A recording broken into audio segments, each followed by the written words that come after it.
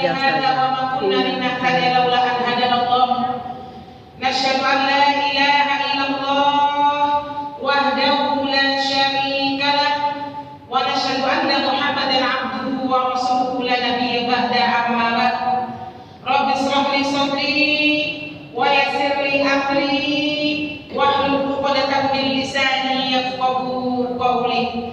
Rabbi auzi'ni an ashkura ni'mataka allati an'amta 'alayya wa 'ala walidayya wa an a'mala shalihan tardahu wa aslih li fi dzurriyyati inni tubtu ilaika wa inni minal muslimin.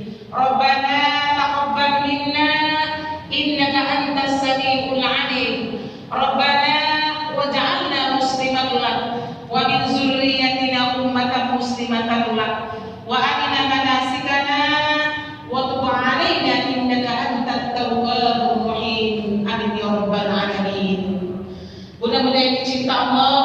Untuk pertama dan utama sekali, maka sama-sama kita senantiasa mengucapkan rasa syukur kita kepada Allah Subhanahu wa taala atas begitu banyak limpahan rahmat, kasih sayang, hidayah yang Allah berikan kepada kita yang tak bisa kita hitung dengan jari-jari kita ini. Terutama nikmat yang masih diberi ketenangan hati oleh Allah Subhanahu wa taala. Hati ibu sehat atau sakit? Sehat, alhamdulillah. Ketenangan hati jangan sepele itu yang dicinta Allah. Karena hati manusia itu sering bolak-balik. Kadang baik, kadang tidak. Kita sama-sama tahu ibu macam-macam hati itu hanya 3 saja. Yang pertama, qalbun salim. Siapa yang dikatakan orang-orang yang qalbun salim itu? Hatinya bersih, tak ada perasaan iri, dengki, hasad, SMS, susah mencari orang sanang, sanang mencari orang susah, bahasa sederhana. Ini namanya qalbun salim. Ya ayyatuhan nafsul mutmainnah irji'i ila rabbiki radiyatan mardiyah fadkhuli fi ibadi wadkhulil jannati. Itu panggilan Allah dengan lemah lembut kepada orang-orang yang memiliki hati yang bersih. Yang kedua, hati marid, qalbun marid, yang mati. hati yang berpenyakit. Yang ketiga, penyakit kita udah selesai kan Bu? Masih ada sedikit pegel dengan Marid sakit yang berpenyakit. Marid. Yang bahayanya kadang yang ketiga itu namanya qalbun mayyit, hati yang sudah mati. Lagi orang tak mau lagi mendengarkan kalimat Marid itu berpenyakit. mau izom, nggak bisa dinasehati, nggak bisa dikasih masukan. Qalbun mayyit. Ini sulit ya Bu, semakin jauh dia dari jalan Allah. Auzubillah min zalik. Mati ya. Bukan ini namanya sudah mayit. Kondisi hati ibu nomor berapa Bu?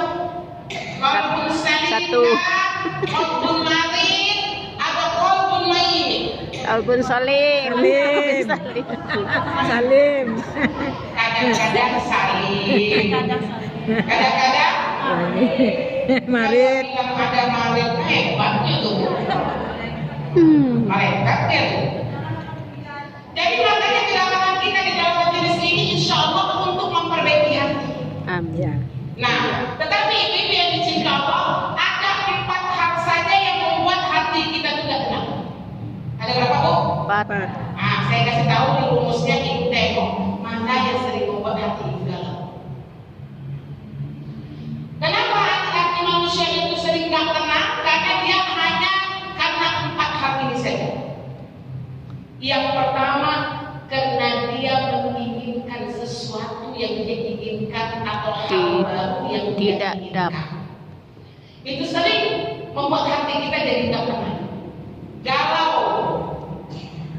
Gak usah jauh-jauh, ibu perempuan itu sering membuat hatinya gak tenang itu karena dia ingin sesuatu hal yang baru. Contoh, ibu-ibu masih kita di rumah nih pergi sama-sama ke Ramayana.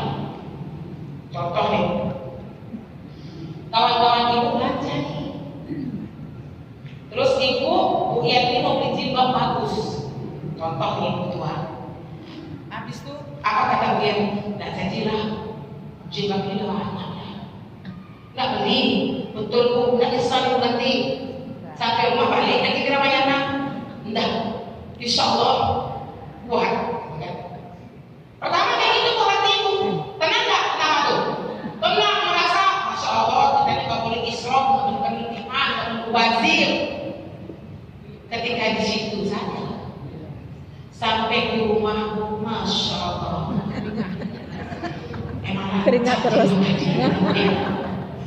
nggak ibu? Galau. Besok pagi-pagi dia berangkat lagi basuhan gila dibantu ya. Tuh yang pertama membuat hati seseorang itu tak tenang. Kalau dia nggak bisa melawan nafsunya, habis saja. Ya kan? Sebelum mendapatkan, kita sebagai seorang perempuan itu sering terjatuh. Belum aja ini ada nanti deh, insya Allah kalau ada bonus abang kasih aja. Belum tangan aja. Itu kan nama ayalannya dari mana-mana. Lah mau ditinggal dua bang. Tuh, ini membuat hati kita itu sering nggak tenang. Yang kedua, kenapa kita sering hati kita tuh nggak tenang? Karena kita terlalu memikirkan masa lalu dan masa depan, sehingga ibu tidak menikmati masa sekarang. Sampai bukankah di masa lalu dan masa depan itu adalah hak prerogatif Allah? Iya kan? Ya. Tapi kita selalu memikirkan, gak usah jauh-jauh ibu sampai sekarang ada anak ibu, pasti sampai sekarang membuat hati ibu gak tenang. Gak siap dia kuliah, kerja pula lagi yang membuat ibu galau. Udah kerja dia bu, jodohnya belum lah. Benar gak bu? Itulah contohnya lemahnya iman kita, lemahnya kita ketika menerima takdir Allah, sehingga terlalu terpaku dengan masa lalu dan yang masa datang, sehingga masa sekarang ibu, ya Allah, apa ibu pikirin anak kita belum nikah, habis itu ibu gak jadi beramal, gak jadi makan, gak bisa minum. Ini ngomong aja udah ibu, pasti sulit. Itu